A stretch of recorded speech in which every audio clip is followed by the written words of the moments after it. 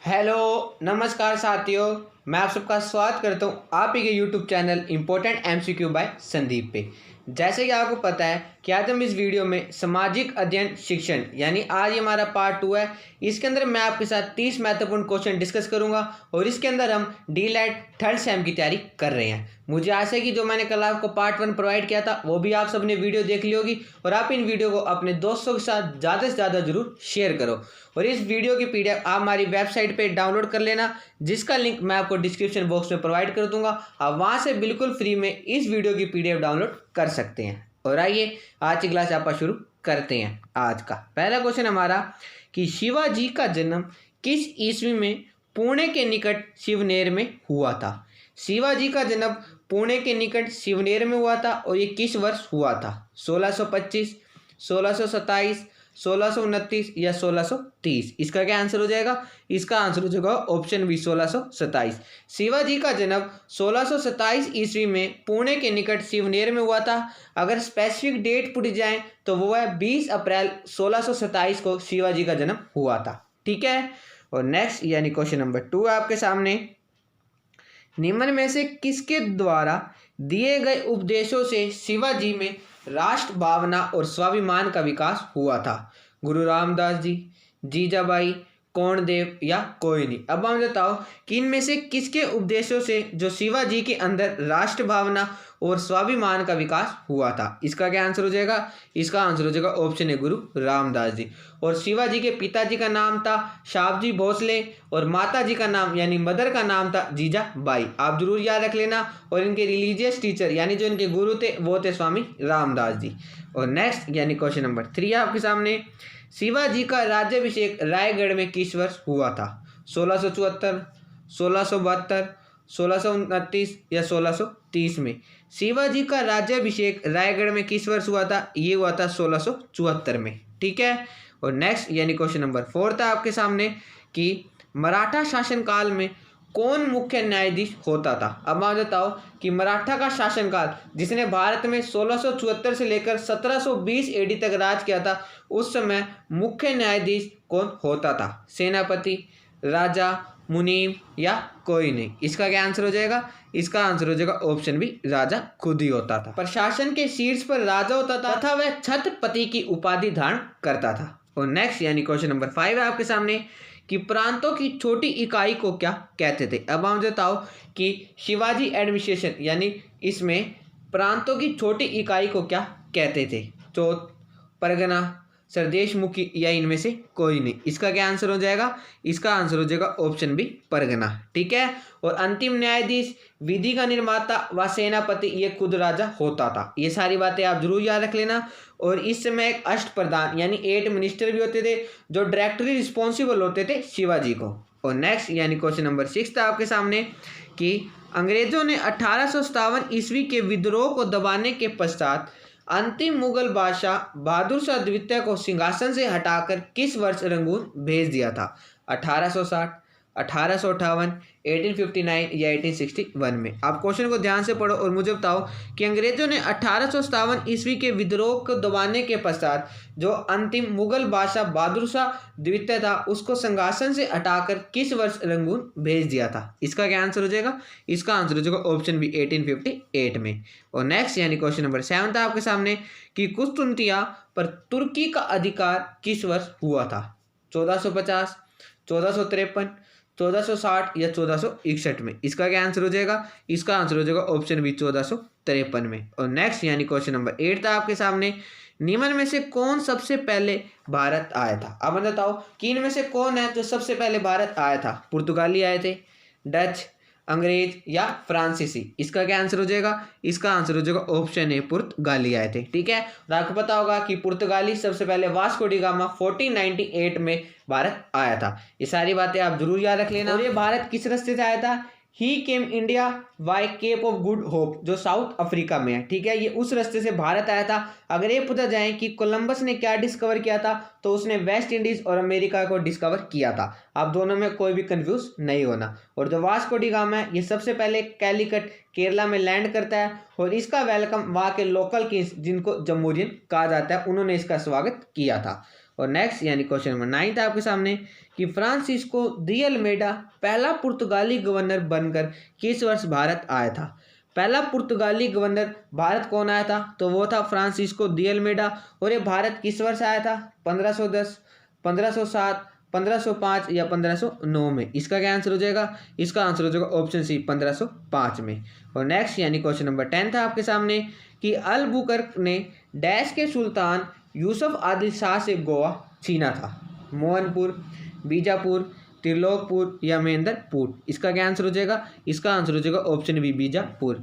Albuquerque ने बीजापुर के सुल्तान यूसुफ आदिल शाह से गोवा छीना था। ठीक है। और नेक्स्ट यानी क्वेश्चन नंबर 11 था आपके सामने। और मुझे आशा है कि आपको क्लास अच्छी लग रही होगी। अगर आप क्लास अच्छी लग रही है तो आप इस वीडियो को लाइक करो और ज़्यादा से ज़्यादा अपने दोस्तों के साथ सोशल मीडिया पर शेयर करो।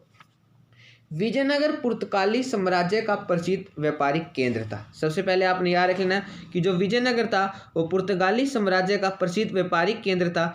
इसका पतन किस वर्ष हुआ था। अब आप बताओ कि विजयनगर का पतन किस वर्ष हुआ था, 1560, 1565, 1570 या 1575। इसका क्या आंसर हो जाएगा, इसका आंसर हो जाएगा ऑप्शन बी 1565 में।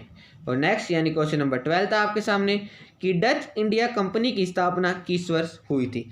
मैंने आपसे ईस्ट इंडिया कंपनी की स्थापना नहीं पूछी, मैंने आपसे पूछी है कि डच इंडिया कंपनी की स्थापना किस वर्ष हुई थी। 1600 में, 1601, 1602 या 1605। इसका क्या आंसर हो जाएगा, इसका आंसर हो जाएगा ऑप्शन सी 1602 में। और नेक्स्ट यानी क्वेश्चन नंबर 13 था आपके सामने कि निम्न में से किसने 31 दिसंबर 1600 को महारानी एलिजाबेथ भारत में व्यापार करने के लिए आज्ञा पत्र प्राप्त किया और भारत में ईस्ट इंडिया कंपनी की स्थापना की थी। अब मैं देता हूँ कि 31 दिसंबर 1600 को निम्न में से किसने, पुर्तगाली, डच, अंग्रेज या फ्रांसीसी, इन्होंने किसने महारानी एलिजाबेथ से भारत में व्यापार करने के लिए आज्ञा पत्र प्राप्त किया था और भारत में ईस्ट इंडिया कंपनी की स्थापना की थी। इसका क्या आंसर हो जाएगा, इसका आंसर हो जाएगा ऑप्शन सी अंग्रेजों ने। जिन बच्चों ने भी ऑप्शन सी आंसर दिया उन सबका आंसर सही है। और नेक्स्ट यानी क्वेश्चन नंबर 14 था आपके सामने कि कैप्टन हॉकिंस इंग्लैंड के राजा जेम्स प्रथम से आज्ञा प्राप्त करके किस मुगल बादशाह के दरबार में आया था। जो कैप्टन हॉकिंस आया था वो इंग्लैंड के किस राजा से आज्ञा प्राप्त करके आया था, वो आया था राजा जेम्स प्रथम। और ये मुगल बादशाह किसके दरबार में आया था, ये क्वेश्चन मैंने आपके साथ कल डिस्कस किया था। जिन बच्चों ने उन वीडियो को बिल्कुल ध्यान से देखा होगा उन सबको इसका आंसर पता होगा। अकबर, हुमायूं, जहांगीर या शाहजहां। इसका क्या आंसर हो जाएगा, इसका आंसर हो जाएगा ऑप्शन सी जहांगीर। और नेक्स्ट यानी क्वेश्चन नंबर 15 था आपके सामने कि 1613 ईस्वी में कहाँ पर अंग्रेजों ने अपनी व्यापारिक कोठी की स्थापना की थी। मछलीपट्टनम, सूरत में, कोच्चिपुरम में या कोयम्बटूर में। इसका क्या आंसर हो जाएगा, इसका आंसर हो जाएगा ऑप्शन बी सूरत में। और नेक्स्ट यानी क्वेश्चन नंबर 16 था आपके सामने दोस्तों कि अंग्रेजों ने किस वर्ष बम्बई पर अपना अधिकार कर लिया था। अब मैं बताओ कि जो अंग्रेज थे उन्होंने किस वर्ष में बम्बई पर अपना अधिकार कर लिया था। इसका क्या आंसर हो जाएगा, इसका आंसर हो जाएगा 1668 में। ठीक है, इन्होंने 1668 में बम्बई पर अपना अधिकार कर लिया था। और नेक्स्ट यानी क्वेश्चन नंबर 17 था आपके सामने कि भारत में डेनमार्क जिन्हें डैनिश कहा जाता है। सबसे पहले आपने याद रखना है कि डेनमार्क को डैनिश कहा जाता है। उनका आगमन किस वर्ष हुआ था, इनका आगमन भारत में किस वर्ष हुआ था।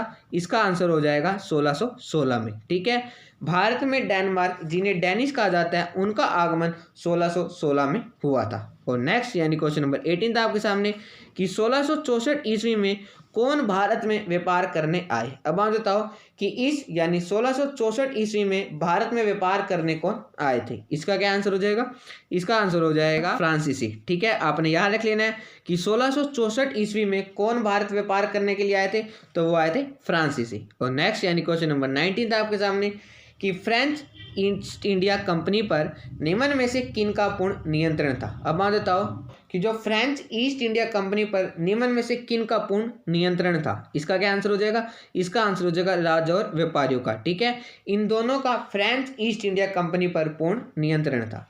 और नेक्स्ट यानी क्वेश्चन नंबर 20 आपके सामने कि निम्न में से कहाँ पर फ्रांसीसियों ने अपना व्यापारिक केंद्र स्थापित किया था। अब मानता हूँ कि किस जगह पर फ्रांसीसियों ने अपना व्यापारिक केंद्र स्थापित किया था। इसका क्या आंसर हो जाएगा, इसका आंसर हो जाएगा सूरत और मछलीपट्टनम में। ठीक है, और नेक्स्ट यानी क्वेश्चन नंबर 21 है आपके सामने डुप्ले डैश के गवर्नर थे। अब मैं बताओ ये जो डुप्ले था वो किसका गवर्नर था? इसका क्या आंसर हो जाएगा? इसका आंसर हो जाएगा फ्रांसीसी। ठीक है, जो डुप्ले है वो फ्रांसीसी का गवर्नर था, यानी वो फ्रांस का गवर्नर था। और नेक्स्ट क्वेश्चन है आपके सामने कि वांडी वाश का युद्ध किस वर्ष हुआ था जिसमें अंग्रेजों ने फ्रांसीसियों को बुरी तरह परास्त कर दिया था? अब मैं बताओ आपको इसके अंदर मुझे वांडी वाश का युद्ध बताना है, और ये युद्ध फ्रांसीसियों और अंग्रेजों के बीच लड़ा गया था, जिसके अंदर जो फ्रांसीसी हैं वो बुरी तरह हार गए थे। इसका क्या आंसर हो जाएगा?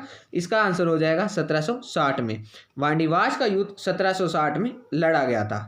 और नेक्स्ट यानी क्वेश्चन नंबर 23 है आपके सामने कि पोलैंड निवासियों को क्या कहा जाता था? अब आप बताओ कि पोलैंड निवासियों को क्या कहा जाता था? इसका क्या आंसर हो जाएगा? इसका आंसर हो जाएगा डच। ठीक है, और नेक्स्ट यानी क्वेश्चन नंबर 24 है आपके सामने कि ऑस्ट्रिया और प्रशा के मध्य हुए युद्ध में अंग्रेज ऑस्ट्रिया और डैश तथा प्रशा की ओर थे। अब आप बताओ कि जो एक ऑस्ट्रिया और प्रशा के मध्य युद्ध हुआ था जिसमें जो अंग्रेज थे वो ऑस्ट्रिया की ओर थे, और अब बताओ कि प्रशा की ओर से कौन लड़ा था? इसका क्या आंसर हो जाएगा? इसका आंसर हो जाएगा फ्रांसीसी। ठीक है, पेपर में यही पूछ सकते हैं कि जो ऑस्ट्रिया और प्रशा के मध्य युद्ध हुआ था उसमें अंग्रेज और फ्रांसीसी के मध्य युद्ध हुआ था। और नेक्स्ट यानी क्वेश्चन नंबर 25 है आपके सामने कि निम्न में से किस मुगल शासक के पश्चात भारत में ऐसी कोई शक्ति ना थी जो संपूर्ण भारत पर अपना नियंत्रण रख सकती थी? अब मैं बताओ कि ऐसा कौन सा मुगल शासक था जिसकी पश्चात यानी जिसकी मृत्यु के पश्चात ऐसा कोई भी मुगल शासक नहीं था